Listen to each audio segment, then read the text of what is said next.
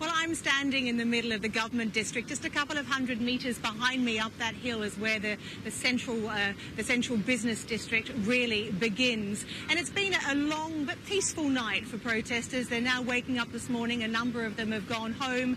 Others, of course, have got to go to work. But we're seeing regular little pockets of, I suppose, people crying out in response to being addressed by organisers because they're being urged to stay. And a lot of people are saying that they will stay until the bitter end. And of course, it's the start of the working day here. Many of them will go to their jobs and return at the end of the working day. It's obviously also, while peaceful, people are very much on edge. A couple of hours ago, a cry went up because there was concern that police were going to move in. People grabbed their masks as protection against potential tear gas, and then everything calmed down. It was just a rumour. So while it's peaceful, people are on edge. Of course, overnight, it was very much a carnival atmosphere, and the BBC's China editor, Carrie Gracie, was there. The financial system did not collapse, and there was no chaos. So much for the dire warnings from the Hong Kong government and Beijing. There were no buses, but no one wanted to leave anyway. After last night's tear gas, they passed their time preparing remedies, but the riot police never showed.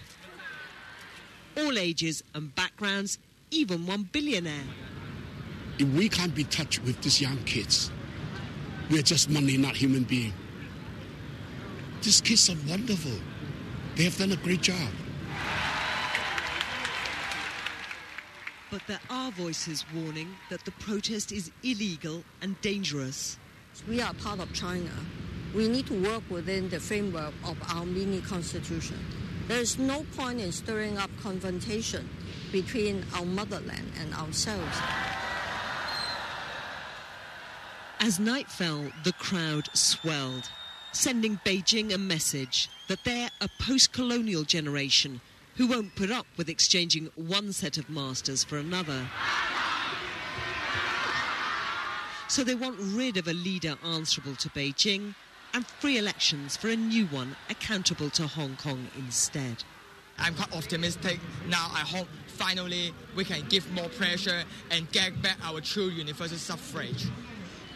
This Wednesday, the 1st of October, is the most important date in China's political calendar. It's the anniversary of the Communist Revolution. Already, the celebratory fireworks have been cancelled here. And now Beijing has to look at this instead. 1.3 billion Chinese citizens must not be allowed to look, though. On the mainland, there's tight censorship of these extraordinary scenes. And the longer Hong Kong's defiance goes on, the more humiliating and dangerous it feels to China's leadership.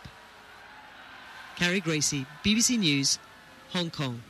Well, if you look at the way these demonstrations are being covered, I guess it's very different on the mainland versus here in Hong Kong.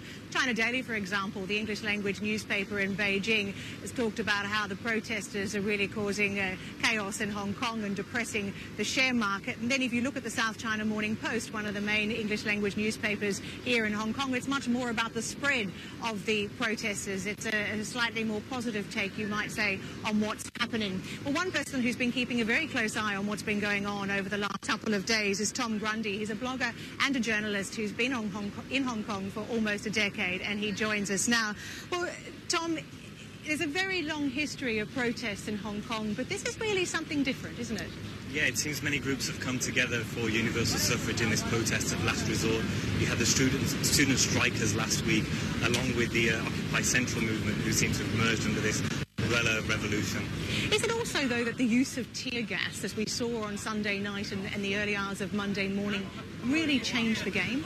Yeah, it's mostly young people here, but a lot of folks have come out onto the streets simply to protest the police action on Sunday. And just a couple of days ago, there were clouds of tear gas right here near to government headquarters, and people wearing goggles and face masks.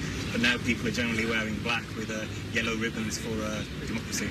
People are also clearly prepared. Everyone seems to have masks and other protective gear quite close by. But they're a very, not just peaceful, but jovial, friendly, polite. I know we've been offered food while we've been standing here. Yeah, possibly the politest protesters you could ever hope for, and quite a festive atmosphere. There's been barbecues on the streets, even a DJ over in Kowloon. and people are picking up litter, recycling, and vowing to come back later today. Well, indeed, as I said earlier, we are seeing a lot of people either go to their jobs or go home, certainly shower. That's the way this protest seems to be sort of working, isn't it? It's very busy overnight, quieter during the day, and then fills up again in the evening. Hong Kong is late to start, late to bed, and that seems to be the rhythm each day.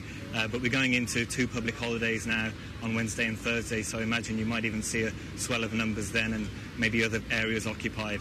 Obviously, this is going to be a huge challenge for the government in Beijing in terms of how it responds to it. Something we'll watch closely. Thank you very much for joining us. Well, indeed, we are heading, as we just said, into 2 days of public holidays here, and many people are expecting the numbers to really get substantially bigger tonight after the working day. Ali, thank you very much. Live for us there in Hong Kong.